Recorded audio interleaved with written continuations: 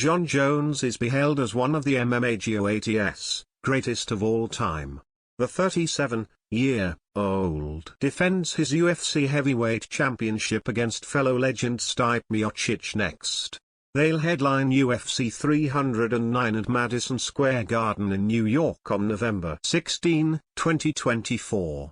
Jones' stellar career has been marked by a number of controversies, be it the North Carolina on his MMA record due to a failed drug test or his multiple run-ins with the law. Regardless, his upcoming fight has been deemed one of the most important ones in combat sports history. On the eve of the historic fight, today, we take a special look at a few times Jon Jones, 27,1, won North Carolina, almost lost, and the one time he actually did. Jon Jones defended his UFC light heavyweight title against former UFC light heavyweight champion, Vitor Belfort, at UFC 152, September 2012. The Phenom took that fight on short notice and almost submitted Jones with a visibly tight armbar in round 1. It's considered the closest Bones came to being stopped in MMA competition. Watch the armbar below. Jones somehow survived the submission, gradually outworked Belfort, and submitted him with a key lock in round 4. Many believe Belfort should have applied more pressure to break the arm rather than holding position and hoping for a tap. On the G.O.A.T. podcast in 2023, the Brazilian legend opined he should have tried to hurt Jones, adding that he, Belfort, was a lamb when he should have been a lion. Both fighters have often been accused of steroid use. Jones tested positive for steroids/PEDs multiple times in the following years. Incidentally, in a 2015 interview with Ariel Helwani, Bones accused Belfort of being on steroids for their 2012 fight. Jones even indicated that the UFC knew Belfort was using steroids but still let him compete, thereby posing a hazard to his life. Watch Jon Jones' assessment below. 45,10, after beating Vitor Belfort, Jon Jones' very next fight came against Chael Sonnen at UFC 159, April 2013. They were rival coaches on season 17 of the UFC's Tough, The Ultimate Fighter, reality show. Sonnen dominated their verbal battles, but as for the actual fight, he was deemed a massive underdog. Come fight night, the clash went as many experts had predicted, with Jones out, striking and out, grappling his smaller and older opponent. He secured multiple takedowns and landed vicious ground and pound en route to a first-round TKO victory. However, heading into his post-fight octagon interview with Joe Rogan, a celebrating Jon Jones realized that he'd broken the big toe on his left foot. He sat on a stool and winced in pain while speaking to Rogan. Bones said, Jones had badly injured his toe, almost ripped it off the bone. Apparently, it snapped on the mat during one of the takedown sequences and eventually worsened. The belief was that Jones' injury was so gruesome that if Sonnen had survived round 1, the octagon side physician would have advised the referee to stop the fight and Sonnen would have won via TKO. Watch Jon Jones' conversation with Joe Rogan after the injury below. After the close shave against Chael Sonnen, Jon Jones' next fight was an all-time classic against Alexander Gustafsson at UFC 165, September 2013. The Swede matched Jones in both size and skill. His educated jab stifled Jones' striking early on. Gustafsson also displayed exceptional grappling prowess, staving off the American grappling savant's takedown attempts. That said, Jones staged a championship-caliber comeback in the championship, no pun intended, rounds. He used a vast array of strikes, including devastating elbows, that added to the visibly exhausted Gustafsson's woes.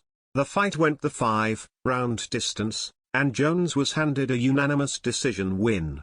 Judge Doug Crosby scored it 48,47, Judge Richard Bertrand had it 48,47, and Judge Chris Lee saw it as 49,46, all in favor of Jones. The back and fourth match was later inducted into the UFC Hall of Fame fight wing. To this day, many fans assert that Gustafsson deserved the judge's nod in that fight. Their rematch, in December 2018, ended decisively with Jones stopping the mauler via third-round KO. Thus far, The only fighter in MMA history who's outdone Jon Jones on a judge's scorecard is Thiago Santos. Jon Jones put his UFC light heavyweight championship on the line against striking savant Santos at UFC 239, July 2019.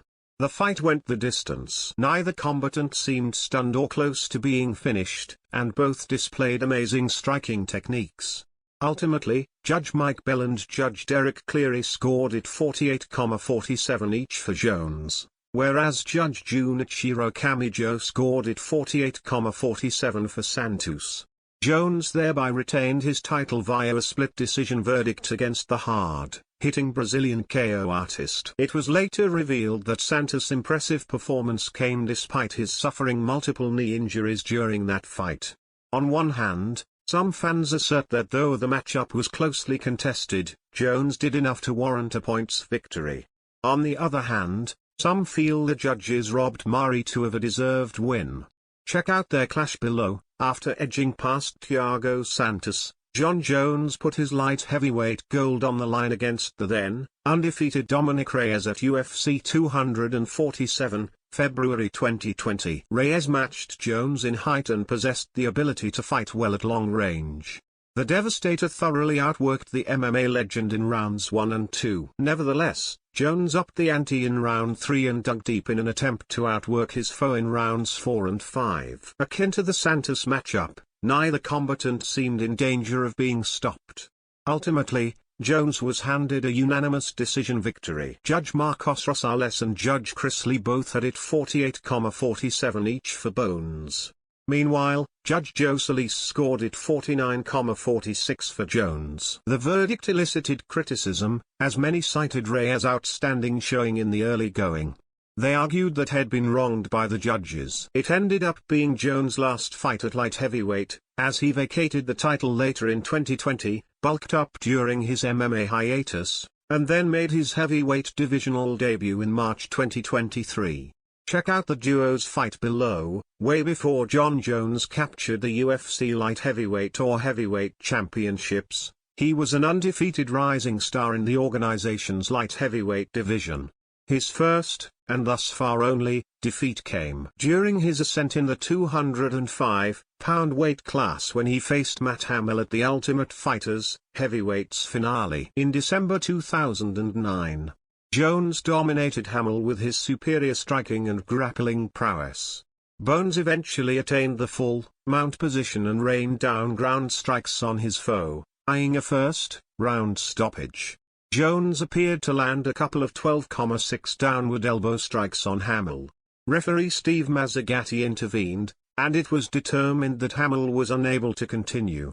The official verdict was that Hamill defeated Jones via DQ, disqualification. UFC boss Dana White and Jones have long lobbied for that loss to be overturned. Well, the 12,6 elbow rule was recently changed, and there's also been speculation surrounding whether the loss could be overturned. Speaking of DQs, Jones was almost disqualified after famously landing a knee on a downed Anthony Smith in their light heavyweight title fight's fourth round at UFC 235, March 2019. Smith could have vindicated that the illegal knee incapacitated him and won via DQ. Lionheart continued and lost via unanimous decision despite Bones receiving a 2-point penalty for that knee. Check out their fight below.